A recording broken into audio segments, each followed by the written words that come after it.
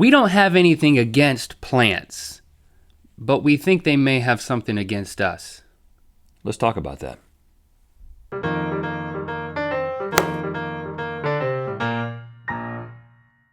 Good morning, Chia Lincoln. It is Wednesday, January 19th, 2001. We want to thank all of you who are coming over to this series from our main channel, because we have a video on our main channel today. Thank you. Bringing you over to this series.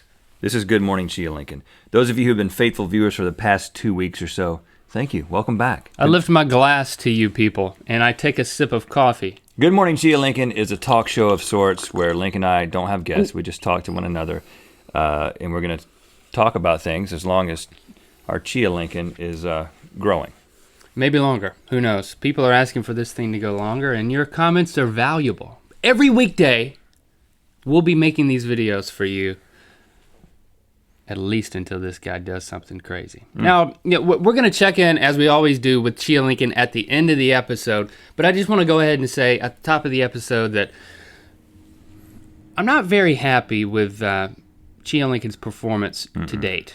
And it just makes me question, us as horticulturalists. Have we I was going to say missed our calling, but that would be the opposite. I was never called to be a horticulturalist. Is that being confirmed here? I just thought that I had a green thumb of sorts based on past experiences. When I was a child, I was actually a child at one time. I know it's difficult to believe. But you look exactly like you do now. Yeah, I was just a very small version of myself. It's very I actually weird. had a beard. And I came out with 2 very large black eyebrows, out of the womb with black eyebrows. Yeah, we have the thumbnail on yesterday's episode that had the creepy looking owl. And I was like, dang, if that doesn't look like Rhett. Yeah. But I didn't say that. I just thought it. I'm also 40% owl.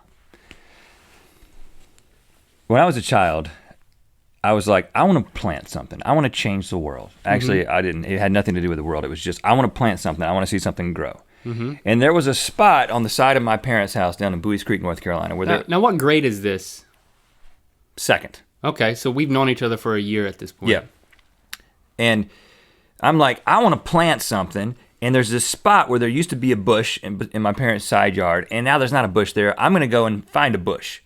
So I go out in the woods, and I see this little bush, okay? Yeah. Bushes don't grow in the woods usually, people. That's usually trees. But it was this pretty little bush, so I just grabbed this thing. Pretty little bush? Yeah, pretty little bush. And I grab this thing, and I take it, and I dig out a hole in the side yard, and I plant that sucker in there. I cover it up. I water it. I leave it.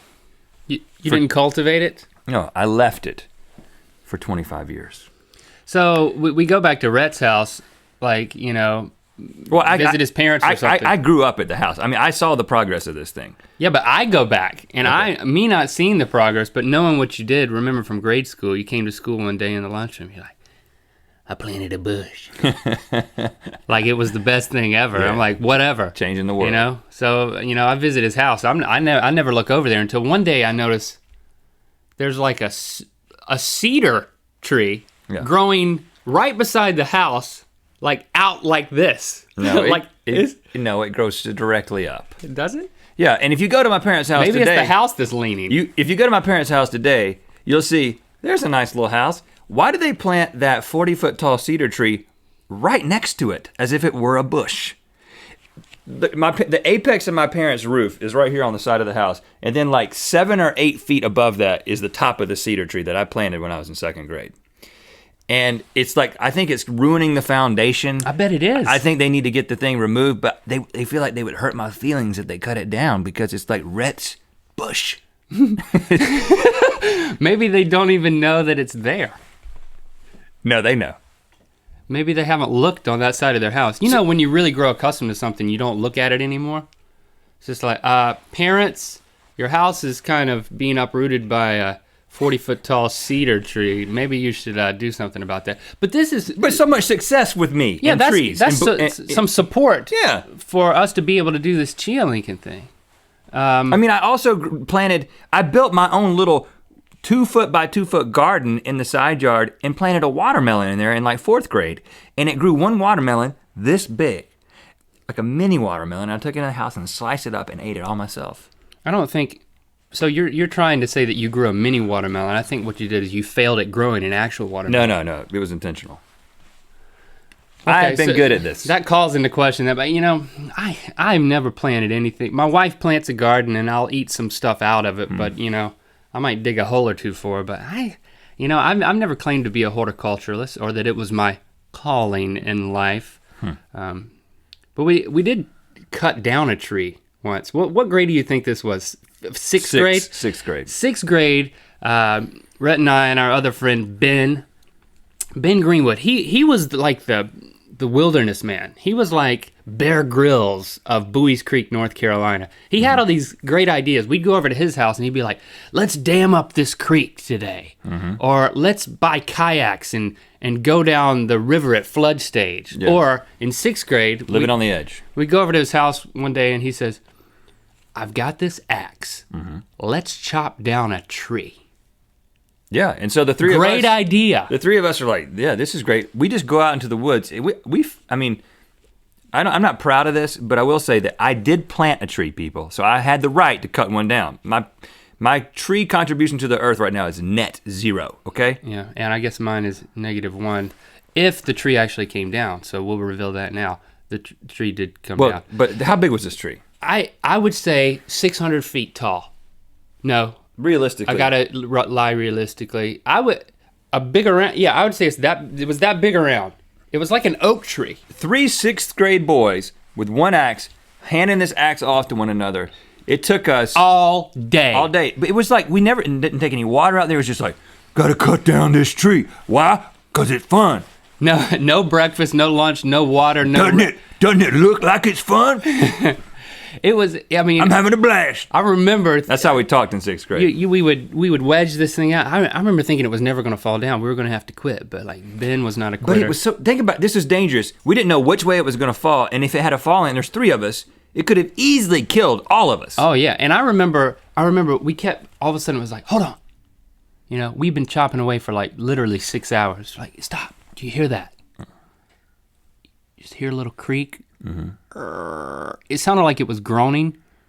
We had, out of a tree this big, we had probably hacked halfway into it, maybe 65% of the way. And we then said run, and we ran. No, we didn't run. This is what we did. We looked at each other and we said, "It's coming down. Everybody get one last chop in." And don't you remember that? And then like we each took a big chop, and then it still wasn't coming down, but it was groaning.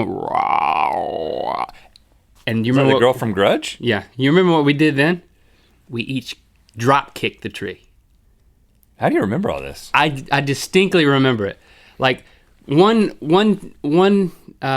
notch with the axe each, and then we drop kicked it. And then it came down and it was glorious. It reverberated throughout the woods. When a tree falls in the woods and 3 sixth graders are there, they hear it. It was like the rite of passage into manhood, minus getting an HD television. Watch a previous episode, people. Okay, so what's the conclusion here? I think what we're getting at is that we don't have a tremendously great track record when it comes to cultivating things, but a piece of pottery that grows like bean sprouts should be pretty easy. Tom Roberts on our Facebook page, facebook.com/Rhett and Link says, I'm not sure how much Chia Lincoln is actually looking like he did on the box. And of course, you guys have seen this because it's in our intro, but there's a little glare on that. Here that's you go. A nice green, tight green fro on Lincoln's head there. That is different than what we've got kicking here. Well, I think the problem is we don't have enough sunlight in here. And then last night, Link left the heater on and put Lincoln right in front of it, and he completely dried out the left side of his whole head. The vent was blowing right on it, and it was like... We're not giving up, first of all. We're going to do everything we can to bring him to full Chia-ness, and, we're committed to this.